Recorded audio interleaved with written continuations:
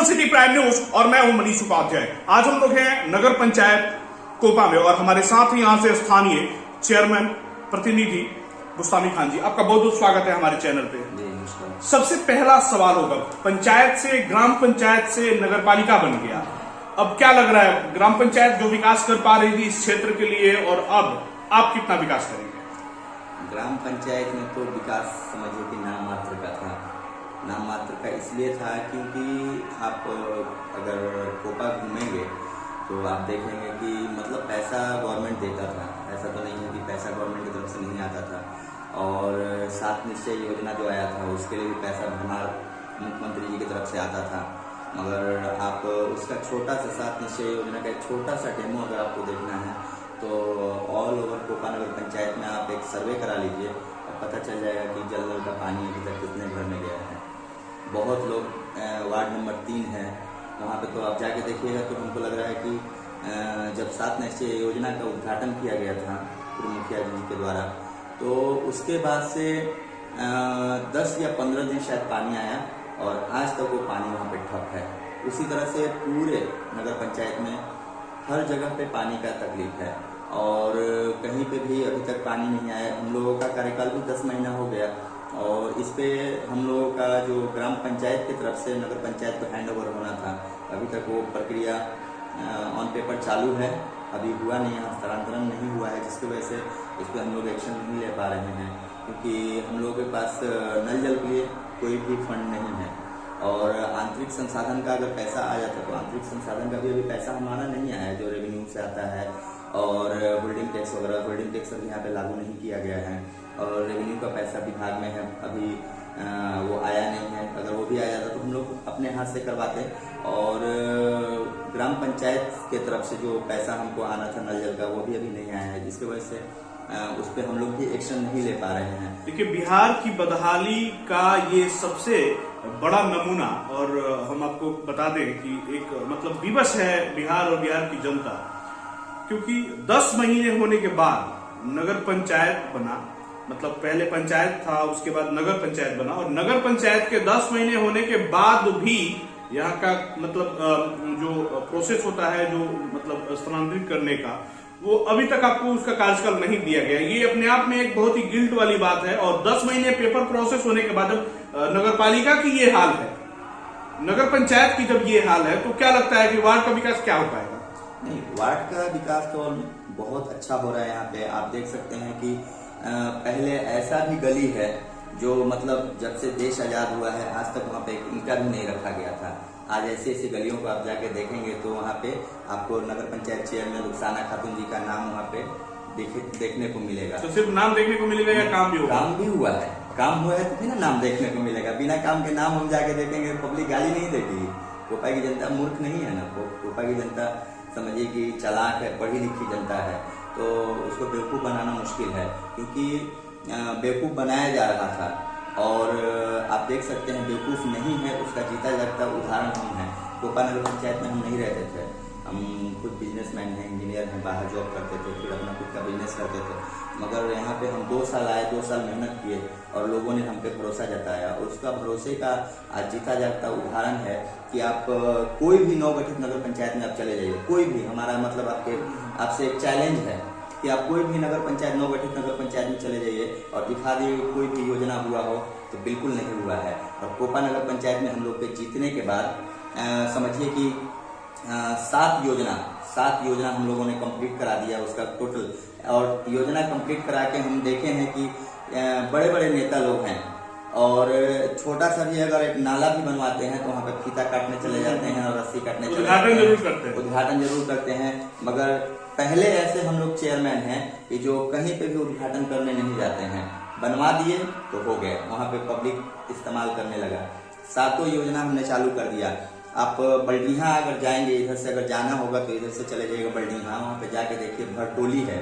भरटोली के लोगों से पहले जो भी जीत के आते थे वोट भर भर के लेते थे, मगर भरटोली के लोगों को डरेर पे चलना पड़ता था। जो खेत का डरेर होता है, आप आज जाइए तो वहाँ पे आपको दिखेगा कि हाँ गुस्तामी खान वहाँ पे हैं। 7 फुट का हमने रोड बनवा दिया पूरा एकदम कंप्लीट और एक बार भी उद्घाटन करने नहीं गए। वैसे ही यहाँ पे नेटुआ बस्ती है, जो नट बस्ती कहा जाता है, नेटुआ लोगों को बाहर से आके बसे हैं यहाँ पे, उन लोगों को डीएम के द्वारा बसाया गया है। तो उन लोगों की तो गिनती कोई करता ही नहीं था। मतलब ये हम माफी भी चाहेंगे कि ये वर्ड हम इस्तेमाल कर रहे हैं कि उनको इंसानों में ही नहीं गिनती किया जाता था कि भाई नहीं करते। हाँ, कि नेटुआ लोग है, ये लोग तो ऐसे ही लाइफ जीता है, जीने दिया जाए। और हम वहाँ पे गए, वहाँ पे जाके हमने देखा कि नहीं, उस बस्ती में भी लोग ऐसे हैं कि जो आगे बढ़ने के लिए इच्छुक हैं, पढ़ना चाहते हैं। आईपीएस का तैयारी कर रहा है हमारे नट बस्ती का लड़का, विजय नाम है एक लड़के का, आईपीएस का तैयारी कर रहा है। हमने जब वहाँ पे देखा तो हमने बोला कि गांव में भले ही रोड बने या ना बने, यहाँ पे जरूर बनाएंगे, ताकि इसको ये रोड को देख के कम से कम लोगों को लगे कि हम उन लोगों को इंसान के गिनती में रखते हैं और हम उनकी देख रेख कर सकते हैं। और हमने वहाँ पे भी रोड बनाया, जबकि वहाँ से कभी कोई एक ईंटा तक नहीं रखा था।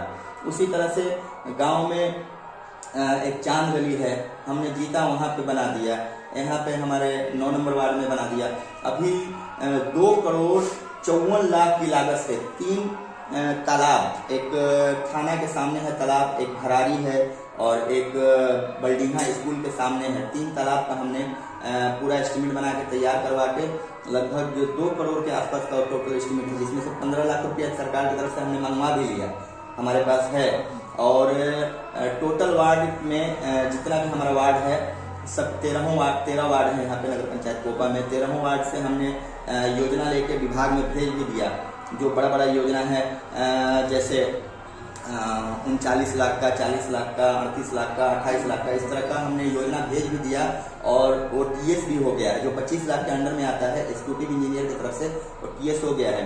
जो 25 लाख के ऊपर का योजना होता है उसको दूसरे विभाग में भेज के उसका भी TS कराना होता है, तो वो भी चला गया है। तो हमको लगता है कि नवंबर से 2,54,00,000 की लागत से पूरे कोपा नगर पंचायत में रोड और नाला बनेगा। प्लस हर वार्ड में छोटी छोटी गली। क्या होता था कि लोग चुनाव जीतने के बाद पैसा बांट के और फिर अगला चुनाव जीतने का मिशन रखते थे कि पैसा कमाएंगे, काम करने की जरूरत क्या है, सिर्फ पैसा बांटेंगे, चुनाव पैसा बांटेंगे, चुनाव जीत जाएंगे। मगर यही चीज हमको देखने को मिला कि कोपा में जब हम आए चुनाव के लिए, हमने दावेदारी किया, हमने पोस्टर वगैरह लगाया, सब चीज किया, हमने बता दिया कि हम चुनाव लड़ रहे हैं, तो लोगों ने हमसे पैसे का डिमांड किया ही नहीं। पैसे का किसी ने भी डिमांड नहीं किया। और हमको वोट हिंदू से लेके मुस्लिम, जबकि यहाँ पे चुनाव में हमेशा देखा जाता था कि मतलब मुस्लिम एक तरफ हो गए, हिंदू एक तरफ हो गए, ये वो एक तरफ हो गए, वो एक तरफ हो गए, मगर हमारे लिए सब एक तरफ हो गए थे और सबने मिलकर हमको चुनाव जितवा दिया। ये नहीं था कि हम मुसलमान हैं, ये नहीं था कि हम ये हैं वो हैं, हम यहाँ नहीं रहते थे, हमको कोई जानता नहीं था, ये सब कुछ भी नहीं। आज हर वार्ड में हमने टोटल क्या बोलते हैं नापी करवा के, देख सकते हैं आप, आपको दिखा भी दे रहे हैं। अभी हमको जेई साहब ने भेजा था, क्योंकि खाली काम नहीं करवाते हैं, आप विभाग में जाके पता कर सकते हैं कि जितना हम चढ़े रहते हैं सभी लोगों पर, उतना कोई नहीं चढ़ा रहता है। देखिए अभी टोटल पहला ऐसा चेयरमैन है कि हम खुद साला गली गली जाके, वर्ड के लिए माफी चाहते हैं, कि खुद हम गली गली जाके हम खुद नापी करवाते हैं। देख सकते हैं टोटल 7 वार्ड में टोटल 18 हमने योजना का नापी करवाया है, 18 वार्ड योजना का। और बाकी के 6 वार्ड में अभी जेई साहब छुट्टी की वजह से व्यस्त है, तो उनसे हमने लिस्ट नहीं मांगा है, तो उसके लिए हम लोग अगले महीने फिर बैठक कराने वाले हैं। और क्योंकि विभाग में बहुत पैसा आया है, गवर्नमेंट की तरफ से बहुत पैसा आया है, पहले भी पैसा पंचायत से जब नगर पंचायत बना है तो इसका फंड थोड़ा सा बढ़ ही जाता है। हाँ, फंड बढ़े। हम लोगों ने 29 करोड़ का बजट पेश किया था अपना नगर पंचायत कोपा का, तो उस हिसाब से गवर्नमेंट हमको पैसा दे रही है, पहले भी देती थी। अच्छा, मुख्यमंत्री 7 निश्चय योजना जो कि पूरे बिहार के लिए एक बहुत ही महत्वाकांक्षी योजना माना जाता है, इसको कितना सफल मानते हैं? अगर पहले से अगर इस पे अच्छे से काम किया, जैसे हम बताया ना जल नल का, देखिए हम लोगों ने अपने तरफ से दे दिया है, काम बहुत ज्यादा रहता है नगर पंचायत में। अगर आप काम कर रहे हैं, अभी जैसे अभी सुबह से कितना बज रहा है, 11 बज रहा है, अभी तक नाश्ता नहीं किए हैं, अभी तक नाश्ता नहीं किए, लोग आते हैं, उनका काम करते हैं, फिर विभाग में जाते हैं। अभी यहाँ से तैयार हुए हैं, आपसे इंटरव्यू के बाद विभाग में जाएंगे, जो हम लोगों ने नापी कराया है उसको प्रोसीडिंग पे उसको चढ़वाना है, फिर आगे का जो प्रोसेस है, तो काम बहुत होता है। तो नल जल का हम लोगों ने ऑलरेडी अंडर प्रोसेस है। अब एक हर चीज पे उतना उस हिसाब से फोकस कर लेना आसान बात नहीं है। शिक्षा और चिकित्सा जो कि समाज का एक बहुत ही महत्वपूर्ण अंग है, इसकी क्या स्थिति है? शिक्षा व्यवस्था तो अच्छा है, पहले से ही शिक्षा व्यवस्था अच्छा है।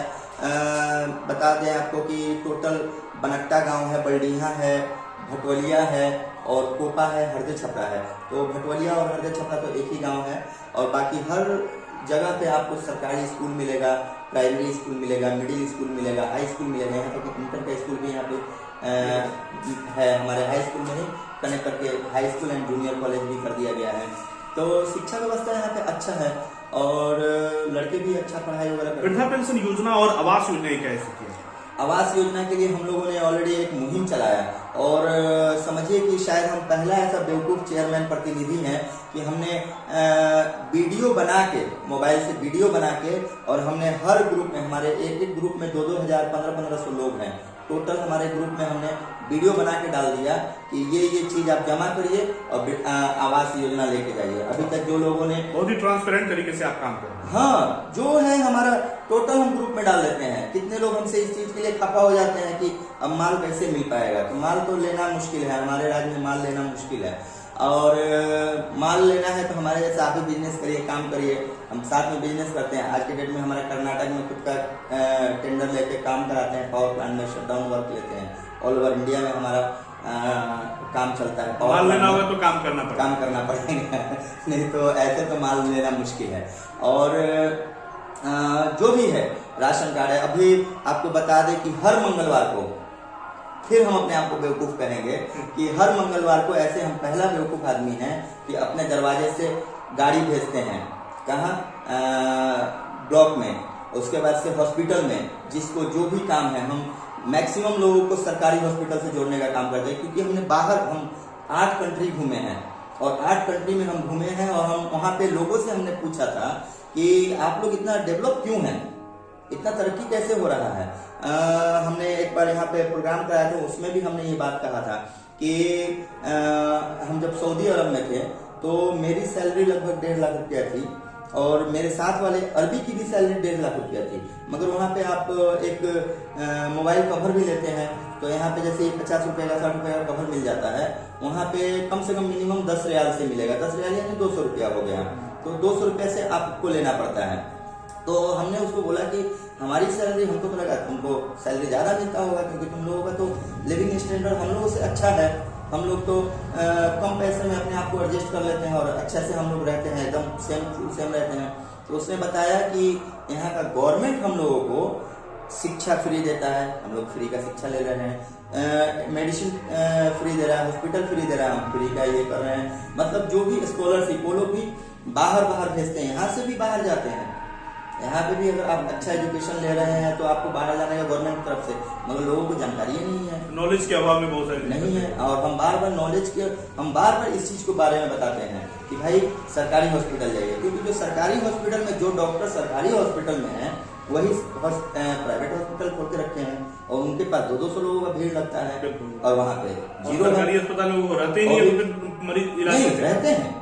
हम ये तो ब्लेम नहीं करेंगे कि नहीं रहते हैं, वो अपना ड्यूटी देने जाते हैं, मगर हम नहीं जाते हैं उनके पास, हम जाते ही नहीं है। 2 रुपया 5 रुपये में रसीद कटाइए, सरकारी हॉस्पिटल में जाइए। यहाँ पे जैसे सरकारी हॉस्पिटल है मगर उस तरह का डेवलप नहीं है, उप स्वास्थ्य केंद्र है।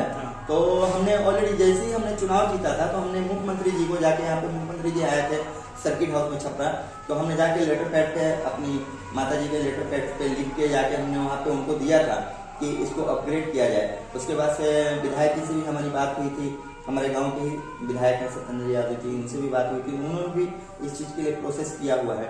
तो अगर ये हमारा हॉस्पिटल उप स्वास्थ्य केंद्र से स्वास्थ्य केंद्र अगर बनता है तो समझिए कि बहुत ज़्यादा गांव के लिए और अच्छा फायदा हो जाएगा। और शिक्षा व्यवस्था ठीक है। क्षेत्र की जनता से क्या कुछ अपील करेंगे?